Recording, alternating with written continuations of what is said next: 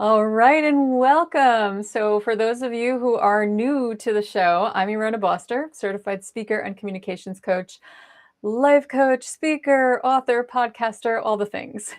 The reality is, I live, breathe, and function at the intersection of communication and healthy, balanced leadership, helping people communicate with purpose and integrity with themselves and with, of course, all those around them. Before I introduce our guest, I have a request for anyone listening or watching. As this series continues, I would love to have your input for communication topics that interest you. You see, it's my belief that communication runs a lot deeper than we actually think. So I'm going to ask you not to be afraid to stretch the limits of where and how it shapes your life. And please then feel free to DM your ideas to me, drop them in the comments, or even email them to me at Irona@ironaboster.com. All right, let's dive in. Let me tell you a bit about our awesome guest today, who I have the wonderful privilege of having gotten to know last year when he did his TEDx talk. So Lavelle Kosh is the CEO and co-founder of the award-winning 3ND Personal Training. He is a TEDx speaker, as I said. He is a Delaware Business Times 40 Under 40 and one of the founding members of the Delaware chapter of the 100 Black Men of America. Lavelle is an alumnus of Christiana, let me see if I'm saying that right, Christiana High School, right? Goucher College and California University of Pennsylvania with a master's in exercise science. So you know you're getting your good stuff from him. On a professional level, Lavelle is an expert in ACL injury prevention with nearly 2 decades of coaching experience working with athletes from Europe, and the NBA, the NFL, and the MLB with 0 ACL injuries. Currently, 3ND Personal Training has over 150 members, and Lavelle just told me they're working on opening that second location. And lastly, and certainly not least, Lavelle is a loving husband, and I've met his lovely wife, and a dog father, a dog father to 2 awesome, awesome greyhounds, Moo and Goober. I love their names. So cute. All right, so now, Lavelle, with all of your awesomeness on display, we're going to jump into a conversation about evolving as a person. Because as Lavelle and I discussed what we wanted to really talk about today, this kept coming up for both of us in our own personal worlds. So we decided, all right, let's figure out how to discuss this, the evolution of us as individuals. So my question is, to get us started with this, what does it take to let yourself evolve when life asks you to become someone new? And even more importantly, why do so many of us resist the seasons of growth that are trying to shape us? So, Lavelle, what's your first take on that? Oh man, well, thank you so much for having me. First and foremost, I had Yeah. this date circled for a while. The first thing what does it take for someone to understand and know they have to evolve? I believe they have to fail. I think you have to try something, particularly try something you used to do, and then say, "Whoa, I Mm. can't do that anymore." So now I have to evolve, particularly in my line of work in the fitness industry.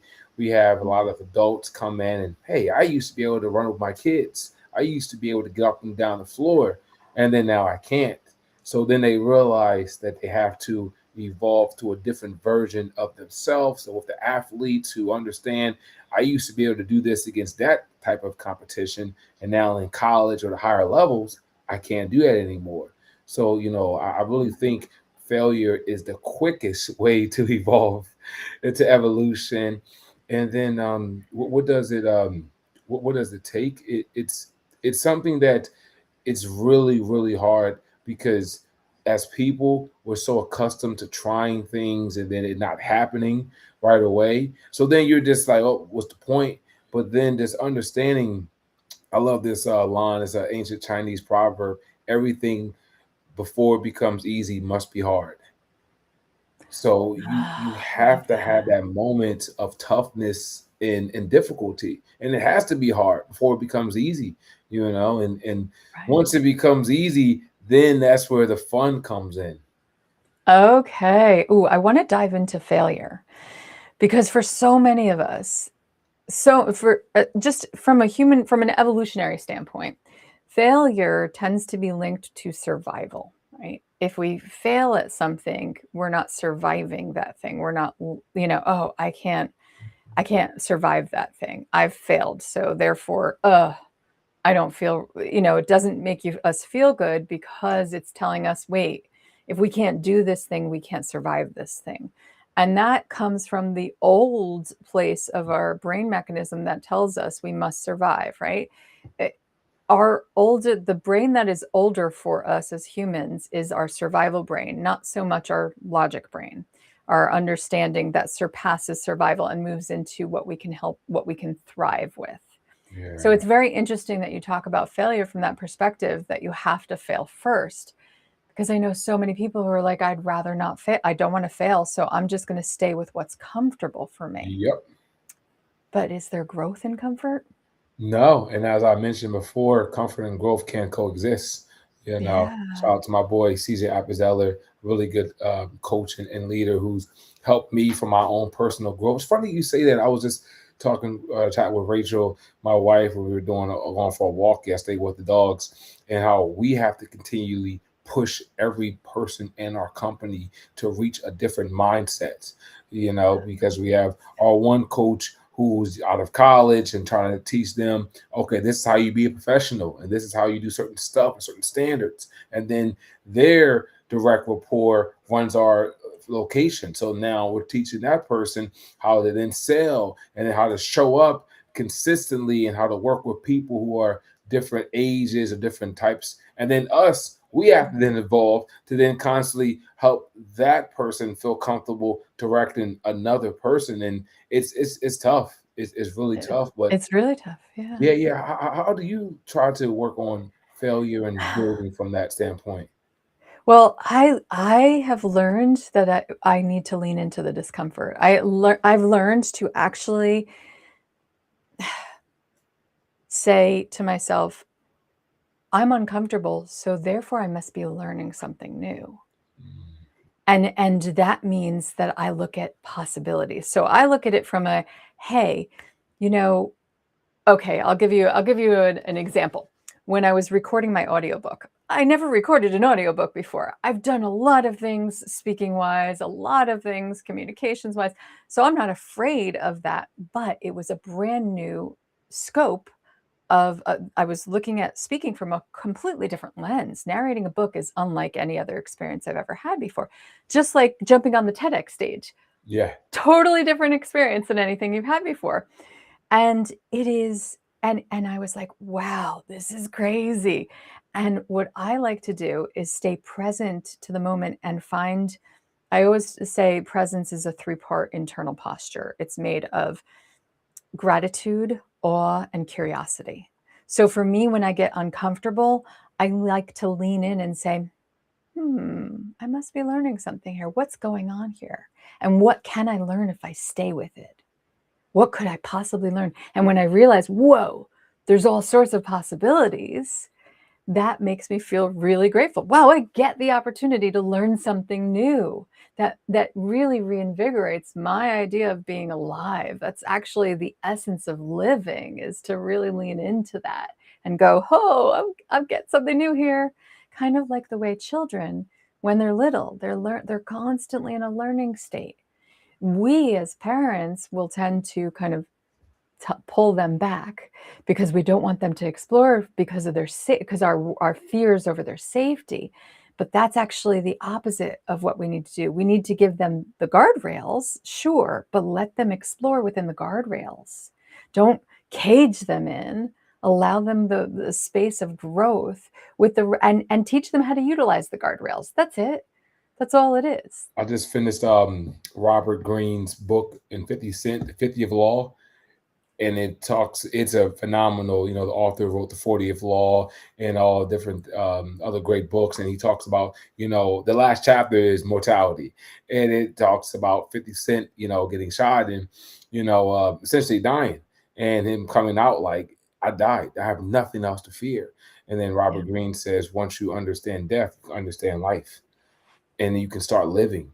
And it's Well, yeah. so good. I was telling my wife, I watched this movie. Oh, I forget the name. I was trying to look up, and and it talks about the concept of just life and death. And the Yes. term, I have to look it up. The term is this, if we're just living and essentially there's nothing on the other side, and what do you Right. do? And then it's so complex, and it just makes you think, well, I want to live the moment I have now, because Yeah. it's the only thing that we truly know.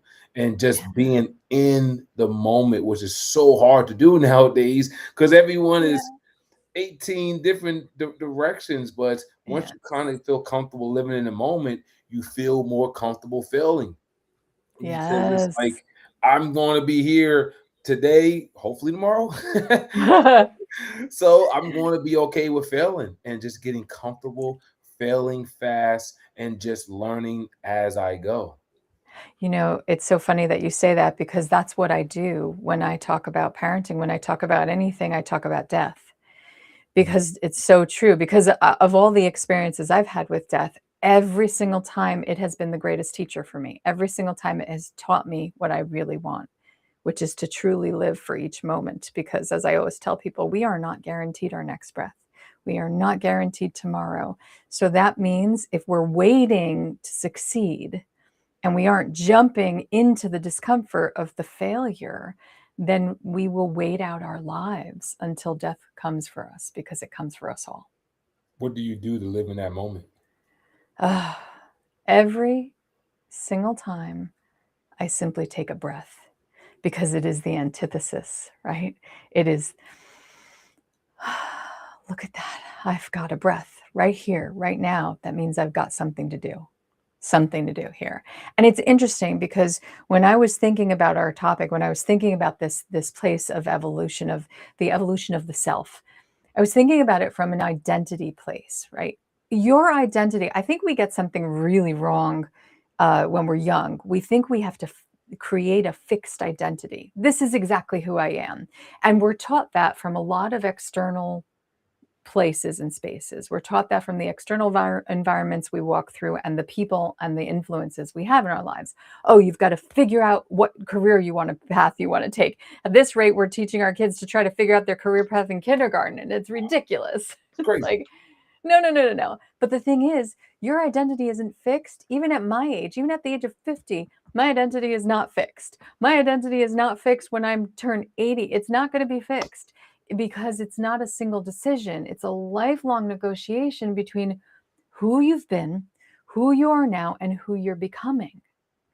And that's that evolutionary process. And it's actually a developmental process that allows you to reorganize each life stage.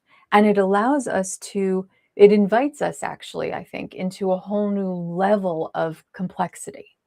Hmm. Because when someone resists defining themselves, then what they're doing is they're often, or rather, when someone resists redefining themselves, I believe they're often protecting an older version of themselves, of their identity that kept them safe or successful. So I worry about that, right? I think a lot of times people are like, "Well, I'm just going to stay here because this is safe." For a very long time, many years, more than I'd like to count, for 15 plus years, I stayed in an identity because I was successful in that identity. And I said, okay, this is where my success is. But I felt the stagnation of that space. I felt hemmed in. And then when I finally started realizing, wait a second, I don't want to feel so caged in. I want to grow. So that growth meant I needed to take a leap into entrepreneurship. And oh my goodness, it was scary. It was really scary. It still scares me some days. And I say, I think growth really requires us to update that internal story of ourselves, the story we tell ourselves about ourselves, right? Talk to me about that. I mean, that's what fear stands for false evidence appearing real. The worst thing that ever happens to us in our mind every Yeah. single time. If you just truly think about it, every single bad thing that's ever happened to you, you've gotten past it because you're here. Yeah. That's a fact. It Yeah. is a fact. No matter what the worst thing that happened, and I'm not one of those people who say, "Well, I got hit by a car. I got hit by two cars. Like, I don't think you should compare tragedies. I think that's ridiculous. That's just, I hate when people do that. I got hit by three cars. Okay. Well, you should watch out in traffic now. You should Right. maybe you should take an Uber, you Yeah. know. But I just hate when people like but that's the truth though. If you really, Yeah. really think about it, the worst thing that's ever happened to you, whatever that may be, and I'm sure there's a lot unfortunately out there, you've gotten past it because you're still here, and That's it. It's that's it. so essential. You're still here. Yes. You get to still be here. What does that mean for you? The fact that you still get to be here can mean anything. I've known people, and it's so interesting because similar experiences for similar people can mean two completely different things. For one person, becoming a paraplegic means, they become a recluse in their home, they stay there, and they don't want to talk to anybody, and they're bitter and angry and resentful about their lives. For another person, they go to become a part of the Paralympics. It's like, wait a second, Mm. so comparison, here's the reason why we compare as a species. Because we are a relational species, we by nature compare ourselves so that we can understand where we stand. Mm. We don't, if you were born into isolation, you wouldn't understand who you were as a species, you wouldn't understand what it means to be human. So by nature, we compare ourselves because we need to know where we stand. The problem is that when we do that, we also start to compare and do that thing where we're like, well, they're better than me at that. They're better than me at that. And I see this happening for kids. And this is when that happens, image esteem is growing. So versus self-esteem. Self-esteem it's not just what you think of yourself, but the self-worth, your value, the value you place on yourself and where you see value in you. Image esteem, it's not how others value you or what they think of you. It's your perception of what they think of you. And it's called image esteem. Image esteem. It's in my book. And I go through that from a parenting perspective, but a lot of people who read it, they're like, your book has taught me so much about just being human.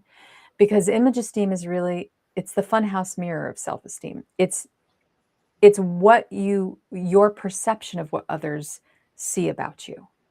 So if you and then the value you place on it. So if you value other people's perception of you more than you value your perception of yourself, like more than you value what you think of yourself, then you're always going to be navigating the world through other people's eyes.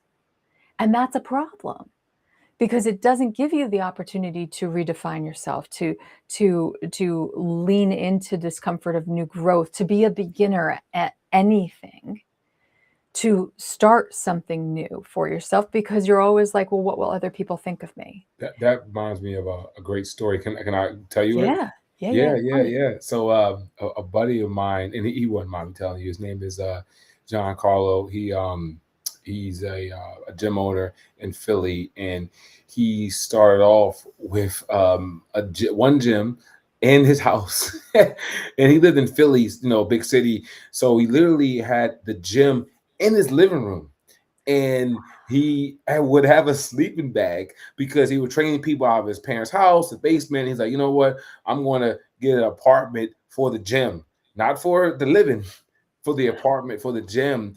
And he was like, people thought I was crazy, like the way you said, the image esteem. So he gets a gym. As he gets an apartment, turns to a gym. He buys weights and benches and all this stuff.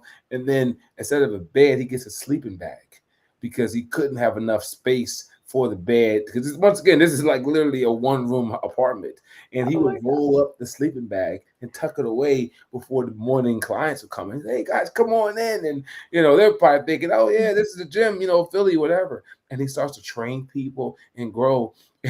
His wife, well, his girlfriend, now wife, used to stay with him at his house and get ready for the day, and they would literally hide the sleeping bag away. So then, God. month after month, year after year, the gym starts to grow, and then he gets a new gym, literally down we live new gym in a certain part of Philly, and then a fire happens.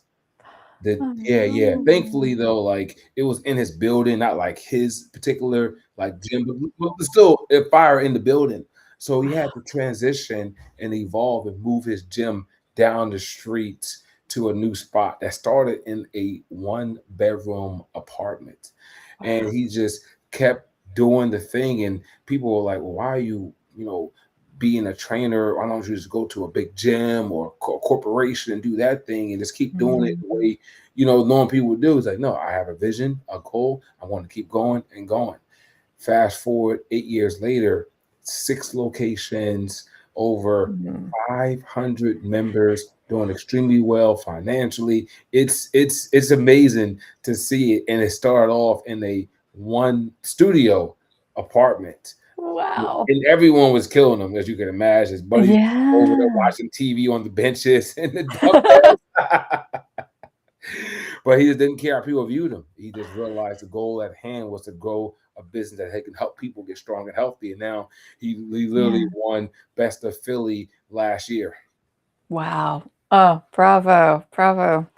That, it's not, I'm not saying it's easy to move into self-esteem over image esteem, but it is something we can cultivate within ourselves. And something most especially important to cultivate in kids. Because when we do it young, when we help them anchor themselves to themselves first, their own values, their own imaginations, their own ideas of what they want to do and who they want to be in the world when no one is watching. They always say the whole like, dance like no one is watching, live like no one is watching, because the reality is your path is your own. And it's not other people's to tell you where to go and what to do. You can certainly get advice and you should get support. That's important. But support looks different than people giving you skeptical, like, why are you doing this? What's wrong? Just give up. Just go that route. Just do that. It's great to get those kinds of things, advice from people. But it's not when people are sort of going like, we always say poo-pooing you when people are doing that, right? Where they're pushing you down and they're kind of telling you, don't do that. Stay in the lane that's known. What they're telling you is that you may not survive this thing. So stay where you could survive, but then you don't get the opportunity to thrive in Yeah. doing what you truly want to do. So I always think about that from that perspective of like, the identity that we have, it's not fixed and it doesn't need to be fixed. And it wasn't for him because he had a vision. Yeah. He had this vision and he needed the right kind of support. So he had his girlfriend, who's now his wife, supporting him through that and giving him the encouragement to do this thing. Those are the kind of people you want to surround yourself with. Yeah, his wife's name is Rachel as well. So you Oh, got a that's really good funny. thing on your side when your wife's name is Rachel. That's great. I was thinking about this, about role transitions. When we move from one role that requires a specific internal restructuring, we into another role, and we start to learn new skills, right? And we start to come up with new stories, new narratives, and then we start to come up with new self permissions. And every role shift in my mind requires a specific psychological remapping. Yeah. Because if you're not remapping and you're trying to take the old role you played and put it into the new place that you want to go, you're probably going to find a lot of like discordance there. You're probably going to go, wait, this isn't working, right? So a lot of times it requires a redesign. Yeah, You and know? I think people forget. Have you ever heard the 10,000 hour rule?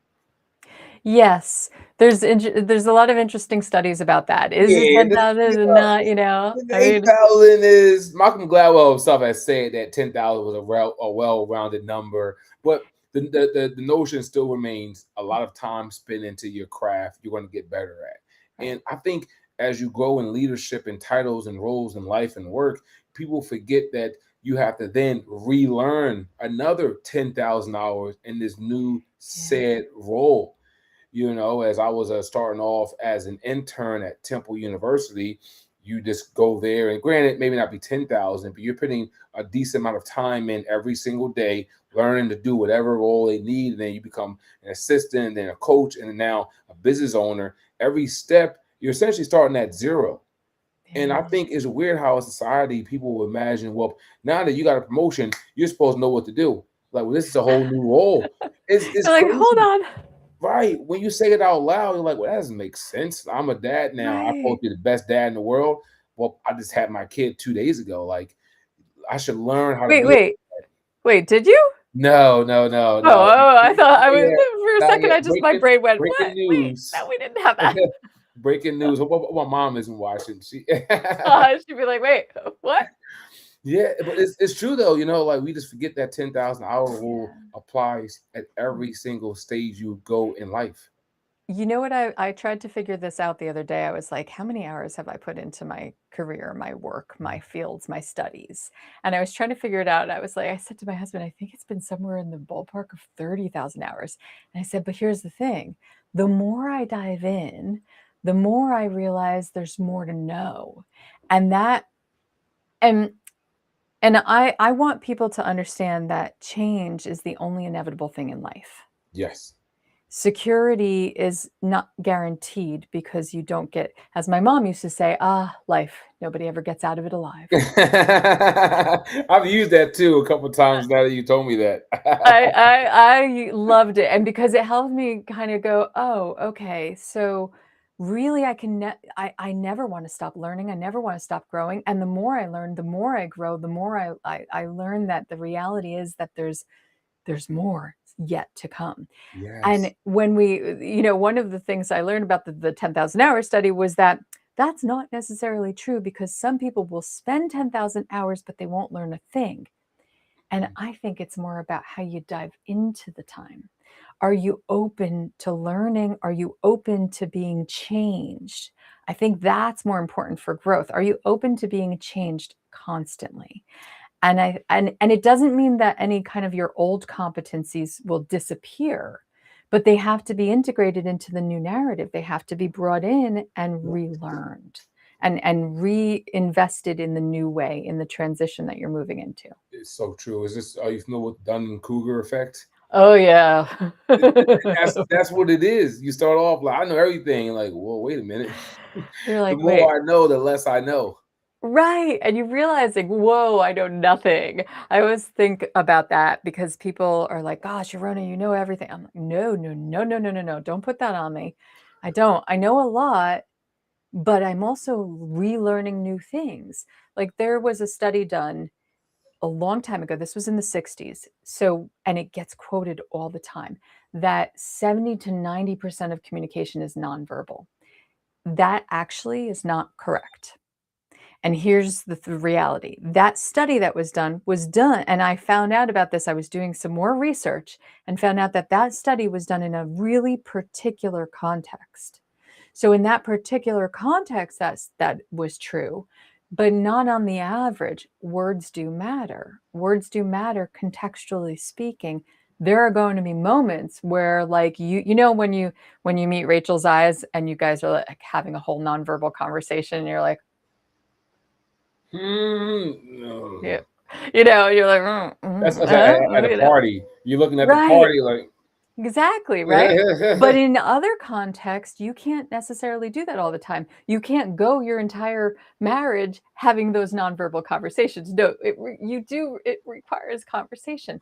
So we want people to understand. I think what's necessary is to understand that like the hours you put in need to be intentional, with an understanding that there's going to be new things you learn that will then negate some of the old things you learned too. so how much of nonverbal, what would you say as far as communication? How much is nonverbal in reality? I really think it's a contextual matter. In certain circumstances, the words are so important, but as a species, we are preverbal. When we come into the world, we aren't born with words. We learn them. So in the preverbal world that we grow in, that we move into when we're first born, nonverbal is everything. Mm. Everything contextually speaking for our babies to understand. They understand the tone of our voice. When we were working together to get you to the TEDx stage, I was telling you about tone and pitch and pauses and, tempo and timing and volume and all of these things. all of those nonverbal aspects are so key Yeah. when you're in new learning stages. So communally, as a species, we learn first that way. And then as we move through contextually, there's moments where your words mean the difference between starting a war and ending a war. You know, your words might mean the difference between getting married and not getting married. Your words might, think about it, right? You have to say, I do. That matters. You can't just go, uh-huh. Especially in leadership too, especially in today's version of leadership, where unfortunately a lot of our staff is younger staff, and they have a whole different life cycle and different thought Mhm. process as well. And I try to tell our staff, like, we're more of a team than Yeah. a family, and not to downplay anything people call their team families. That's fine, but that's not really, at least, the Yeah. way we look at it, because unfortunately your family doesn't leave. Unfortunately. But And families can be excessively dysfunctional. that is true. And then hopefully 9 out of 10 times, things work out. But at least in our way, we look at communication in a team where people can get Mm. benched, people can start, people have different roles. But at the end of the day, if I win, you win, and more Yeah. importantly, we all win. And that's Right, the way we right. try to look at communication from a team standpoint of, we're all working together and we're all rowing the boat in the same direction. Exactly. And what's so important about that is that they're able to put on their professional lens to look at it through. I think the problem for family, this is the thing. When it's family, it's very personal. Yeah. I'm not saying you should keep, I hate that old adage that was very toxic, which is like, keep your personal stuff at the door. That's not what I'm talking about. You're a human. You walk around with your personal stuff all the time. You can't literally just cut out the part in your brain that goes to the personal life you're living, or the part of your heart. That's not functional. But when you're moving into a different space, you have to put on the professional lens. You have to be able to do that because you take on different roles. And when you can identify, okay, what is this role shaped out of? We take on a role as a parent, we take on a role as a partner and a spouse, we take on a role as a team leader, as a team piece of this. We take on a role as the support person here. The roles we take on, we have to learn them. And it requires that learning to be able to better understand, okay, where is my identity over here? And under this role, what does my identity look like? It then allows you to move to different roles and spaces. Oh, you know what? Maybe this role with this identity has to be reshaped. We've just expanded, or we just opened 10 new places. Yeah. The role needs to change to be modified to that. And I think what's interesting is that what that tends to cause is a kind of identity vertigo. Yeah. You feel it, right? You're removing some of the old and the familiar scaffoldings that you had, some of the old and familiar community, some of the old and familiar predictability, right? You're going to be opening a new store. You don't necessarily a new place. You don't necessarily know what challenges you're going to meet there. So the predictability you use for the current places you don't have that anymore. You're creating something new, and in that creation you're going to need to create new scaffolding, new psychological scaffolding supports, you're going to meet new challenges. You're going to need to create new community there. You're going to need to create patterns and roles for everybody that they can then fall into more predictability with. That's what we're always really looking for. We as a species, we look for predictability patterns because that keeps us safe and secure. The thing is, when you're moving into something new, you don't have any of that safety and security. No, you don't. So, And that's the one thing too, particularly in our conversation in regards to leadership and evolution. No one talks about the person you become. People talk about the person you become, but no one talks about the person that you were and the things that you lose. So, like, I had a major identity crisis because my craft has been the art of coaching, helping athletes, adults, everyone in between. And then I shift into a business owner, which is a Yeah. totally different skill. And now I'm looking at spreadsheets and having more meetings, sitting down more. So then I'm not in with the people that I care about and helping. And granted, we are helping more people by stepping up into a new role, but it's not the same level.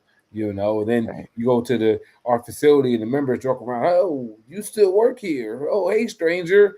And they're always being fun, but that is tough when you go to school and study how to help the human body, and then now you're learning on how to create LLCs and Right. org charts and stuff that I Right. didn't go to school for, and you learn it, but Right. it's not what you got into the game for, and it is Right. hard to transition to a new part of your Yeah. life that is part of evolution.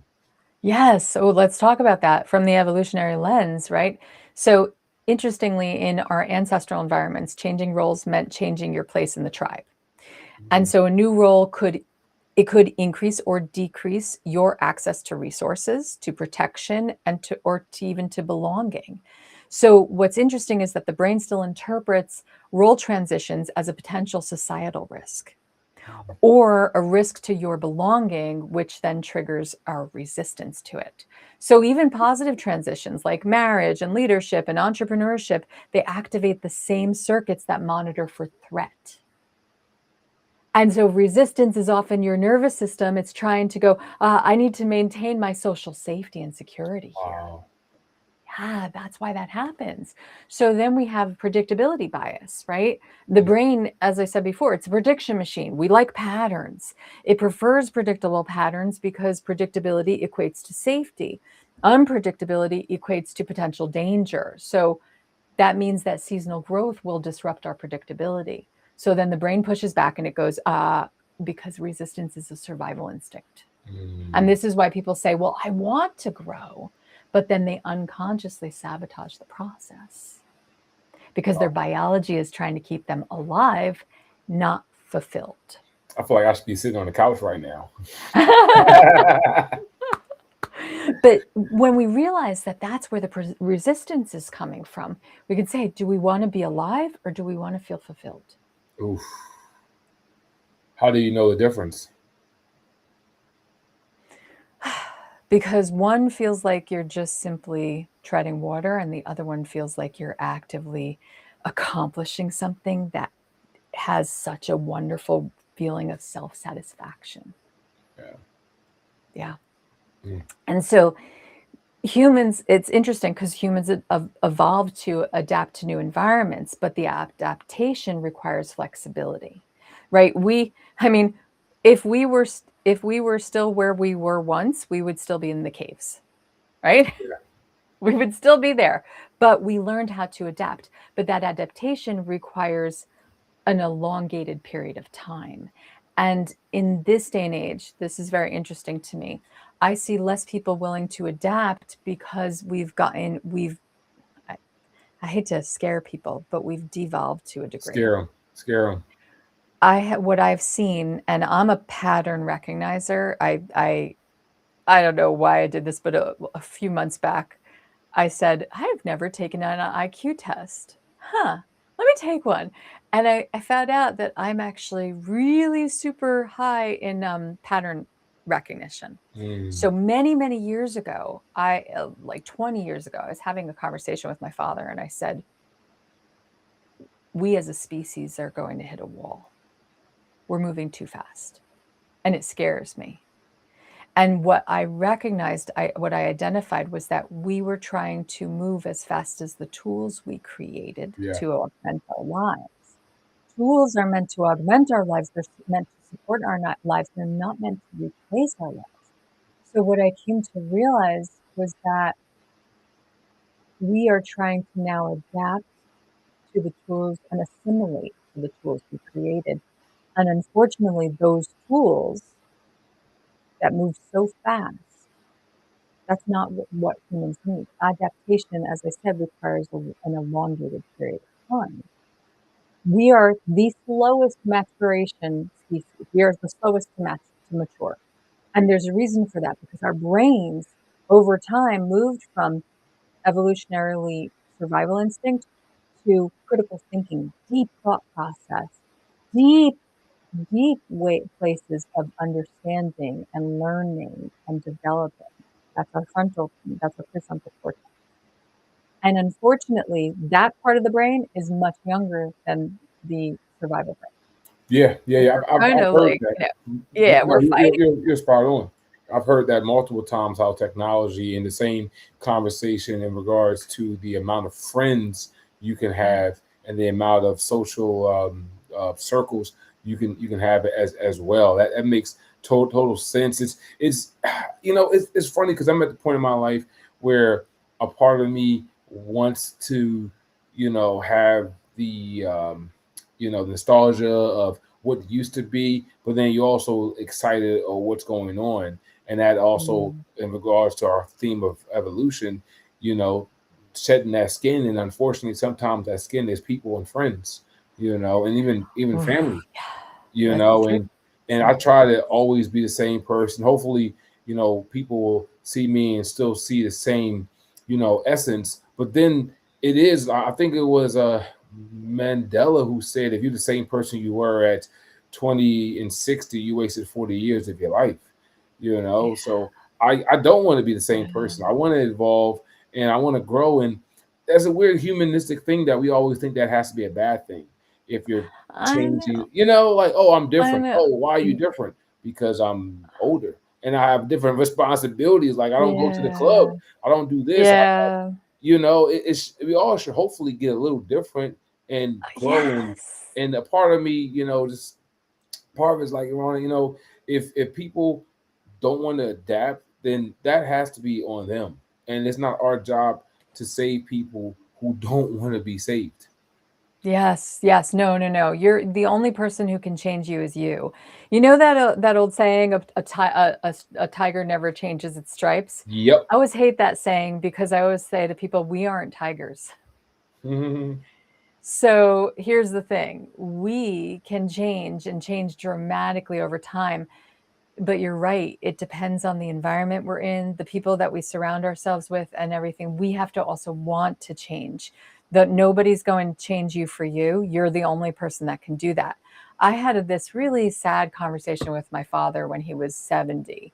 Um, we were coming back from somewhere. He was taking anger management classes because he had gotten to a place in his life where he was so angry, so disillusioned, so bitter, resentful of the way the world was. Here's the thing though, when I was a kid, when I was younger, he wasn't like that. He was a very hopeful person. He was constantly like, let's change things, let's make things better, like make the world a better place, let's do all of these things. And over time, every time a disappointment struck, every time something didn't go the way he had hoped for, it got him into that place. So we were having this conversation. I said, Abba, you're so angry. Your anger isn't healthy for you. It's not doing you any good, is it? And he said, well, Rona, I'm too old to change Mm. now. And if I had had the forethought, I was thinking about this the other day. If I had had the forethought that I have now, that in the hindsight, I would have said, you already have so many. Oh, that's deep. That is deep. Oh yeah, because change isn't always good. Right. And that's the thing. What we're talking about here with evolutionary of the self is that we can change. We are changing every single day. We're changing on a cellular structure every single day, right? Regardless of whether we want Oh to. yeah, The my wrinkles back are is coming. in test. Yeah. Oh my gosh, my knees these days. I'm like, what's up with those? What's up with my knees and my hips? Like perimenopause is no joke, seriously. Oh no, Um, that's our specialty at our gym. I know all about it. Although everybody's always like, Yorona, are you sure you're 50? Because I'm like, I don't know. I smile a lot and I scrunch my head a lot, but for some reason I have a lot of beautiful elasticity in my skin. So, but regardless, I can feel the change coming, right? From a biological place, we're changing, but also from a mental place, an emotional place, and a psychological place, and a spiritual place. We are always in change. But the question becomes more, Is it the change you want for yourself? Or are you letting yourself be changed by the things around you that you're surrounding yourself with in a way Yeah. that you don't want?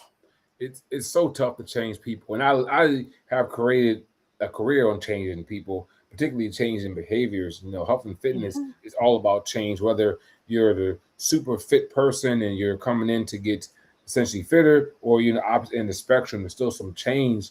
And the old me would have said change isn't possible, but now as I get older, I realize that change is, because we have so many people in our community who come in who say, "I'm never going to lift weights. I'm never going to do this." And now they're tracking their weights, and some people even working on their own. My mom, who has never sweated a day in her life, comes Really? in every Tuesday and works out. And if my mom can work out, and she, has actually gotten to it now, she's actually having fun. Hopefully, anyone can change. But that's the problem. Well, not problem. That's the difficulty of it is you have to work so hard to change, to the Yeah. point when it's time to make that change, it's sadly too late, or the change hasn't happened fast enough.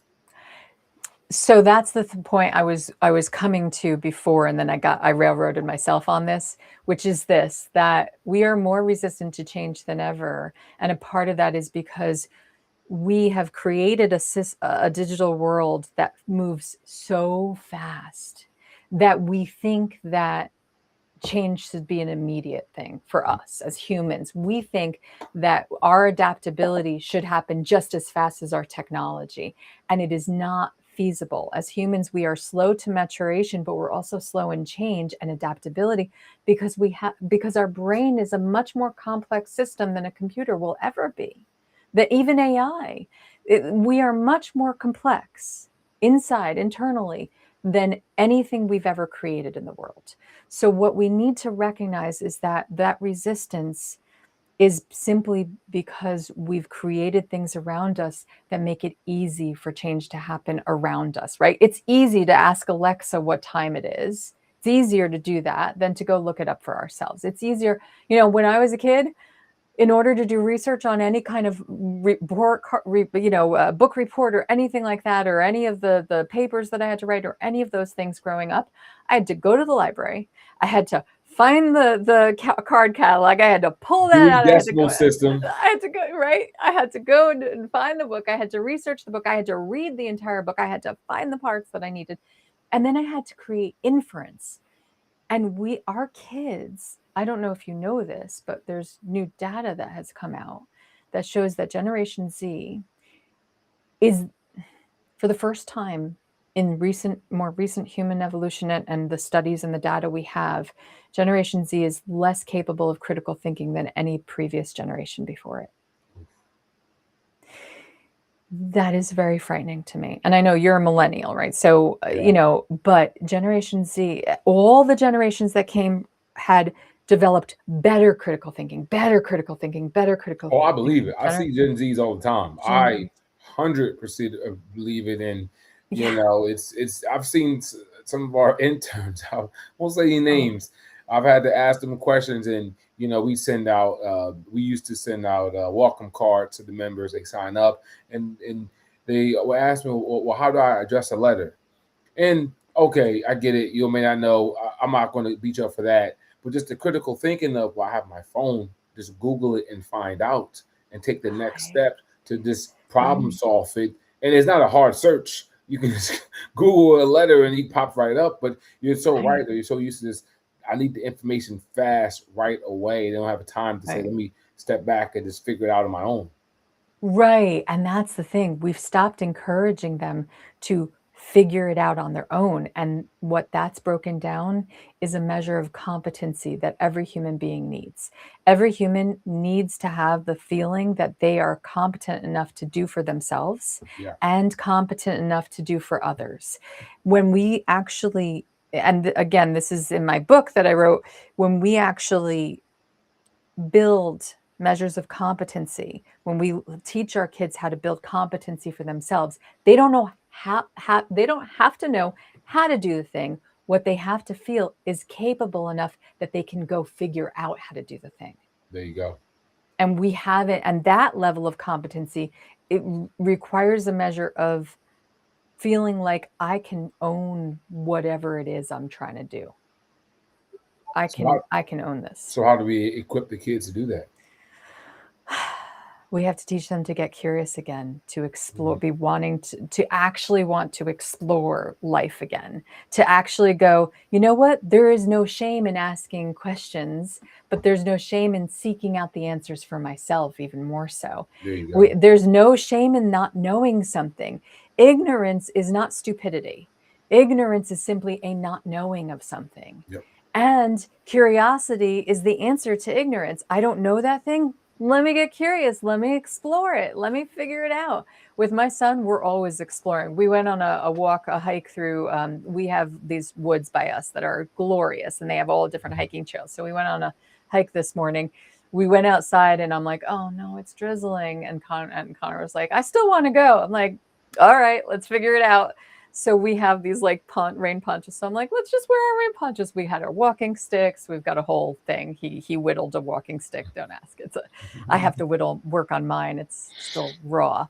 So we went into the woods and he does just what I do, which is like, how did that tree fall on the ground like that? Like, what's going on there? Is it termites? Is it like, what happened to, did someone actually chop it down? Like, wait. So it's constant curiosity leads to the desire to explore. Exploring leads to the desire to learn. Learning leads to the desire to be less ignorant of what you do not know and not fear the unknown. It's so And that's true. what we have to. Yeah. And the most successful people, both financially and just, life, are always curious. That's the one thing. I've been fortunate to work with, at this point, probably thousands of athletes, hundreds and hundreds of adults, some very, very financially well off, some just, athletes as, middle school, what have you. And the combination, the common thread is always curiosity. Always. Yeah. It keeps us open. It keeps us leaning into the moment rather than running away in judgment of it, because we do that a lot, right? When we are learning something new or when we're in an experience of something new, we will run away in judgment of it. And judgment comes from past experiences. Well, if I leaned into something new, if I leaned in here before, past experience told me that I got burned in this circumstance, right? Let's just say like a relationship or trying a new workout regimen and it failing for you and things like that. So we judge it from past experience, or we run away from the fear of the unknown, which is the future, right? Well, again, that goes to the what if I fail here, right? We don't know what we don't know yet about this thing. So I always tell people, but what if you succeed here? What if, right? You don't know. And I want to like leave people with this, I think, and I want your final take on this piece. What does it mean to lean into the unknown?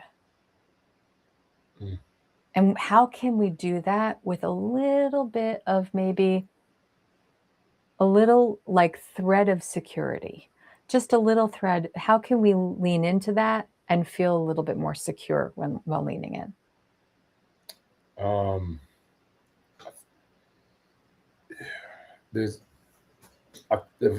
starting with the latter, the security standpoint is majority of the people who have took this trial and trail have came out on the other side better. We're not asking people to jump off cliffs. We're not asking them to go rock climbing untethered. We're saying, hey, do a new job, speak to that person in that Chunky Cat Facebook group. Just try something. This little inside joke we got. Try something new, because you've already seen the people who came out on the other side came out a better version of themselves. So the proof is in the pudding. So look for the proof that the thing you're about to do works for others. Yes. Look, instead of looking to the people who failed it, Look to the places where people have succeeded in the thing you're about to try to do. And the secret I want everyone to get out of this is the people who have succeeded are the ones who want other people to succeed. It's this Yes. misnomer that there's this scarcity. Majority of the people who are successful have a growth mindset. As I Yeah. mentioned, my buddy Jiggy, he's one of the most growth-minded people in the world. One of his coaches left his gym, started their own gym, and it was totally fine. And he actually gave her the building because he was going to open up location number 7. He said, "You know what? I think you'll be good at this. You want to do it?" Gas, and she was nervous, and then she opened up with 100 members, and she's doing great. Yes, he could have had another location, and he could have just fine and had more money. He's like, no, this person's working under me for the last 5 years. They're a great person. Eventually, they're going to grow up and do their own thing. Why not do it in my watch? So I heard this thing. I'm in this program. It's called Leadership Delaware. It's very, very fascinating. We get to meet leaders of industries in Delaware. We met Delaware attorney generals, Supreme Court justices, Secretary of State, what have you. So we met General James Benson, who is the leader of the National Guard in Delaware, oversees 4,000 Army troops and what have you.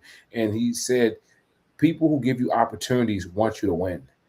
They Yeah. won't give you the opportunity so they can fail, so then they look bad. So if I'm saying, hey, I want you to come on this podcast because I think it's going to be a good conversation, or hey, you know what? I got a really good friend. I think that you got head off. I think it's going to do well. So if you have the thought process of, oh, they're trusting me to do a good job, that should hopefully give you that battery in your back to get the process started. And then once you get started, you'll quickly realize that you know a lot more than you knew beforehand.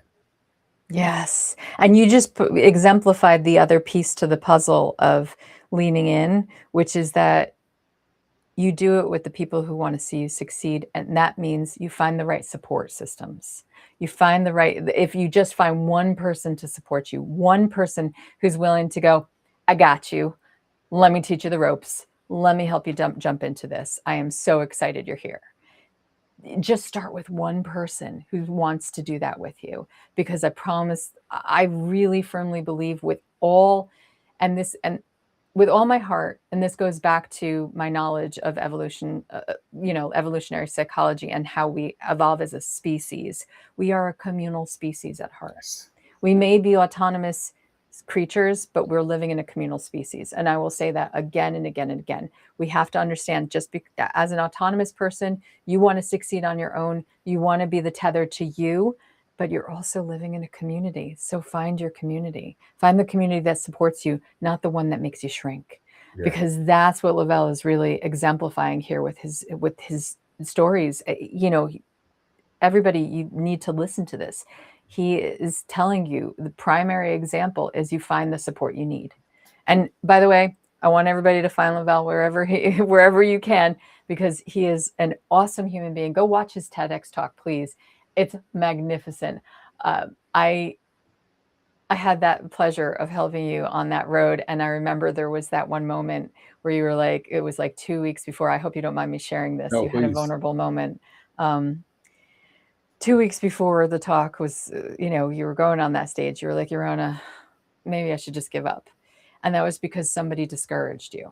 Somebody kind of put you in that place of going like, I don't understand what you're talking. Like, I don't get it. They didn't really understand where you were coming from, what you were trying to accomplish with your talk. They didn't ever hear you talk it. They read the script, and that was not what you needed in that moment. So sometimes there are going to be people who come into our experience. And then you and I had a conversation and we talked, and I was like, don't you dare give up. This is what you need to do. And I was so happy you did it. I'm so happy, because the reality is, while we're on that growth journey, there are going to be times where somebody tries to shut off our light. Yeah. Somebody comes around and goes, nah. And that's on them. And I would say, you know what? You can hear what they have to say. You can hear them out, and you can go, are they trying to turn my light off, or are they actually trying to give me some information that I'm not seeing here? What am I not seeing here? And then you go back to the support systems that you have and say, what am I not seeing here? is this real, like, is this realistic? Is this something that I need to take into consideration? And that's a measure of discernment. Yeah. Because sometimes you might be on a place where you're like, oh, I'm just going to keep barreling through, and you might be about to injure yourself, right? And somebody's trying to go, whoa, whoa, whoa, you're about to injure yourself. And that's okay. So it's okay to take a moment and to take that in, and then to try to discern whether that's actually accurate, or whether that's something that is a them problem, or not, you know? Absolutely. That's a great way to finish. Yeah. Yeah. So it was such a pleasure having you here and having this conversation. I think there were a lot of people who need this one. I know a lot of people will watch this in the aftermath, because a lot of times I get information that people are like, I got to watch the recording. Mhm. So I'm really, really glad. And, you know, I just hope that people will understand that when you're evolving, when you're changing, and you're uncomfortable with it, lean in. You never know what's on the other side of that. Yeah. Absolutely. Hmm. Yeah. Well, thank you so much for having me. This is a wonderful, wonderful conversation. And hopefully someone was able to get some value and just be comfortable being uncomfortable. Be comfortable being uncomfortable. And on that note, everyone, have a marvelous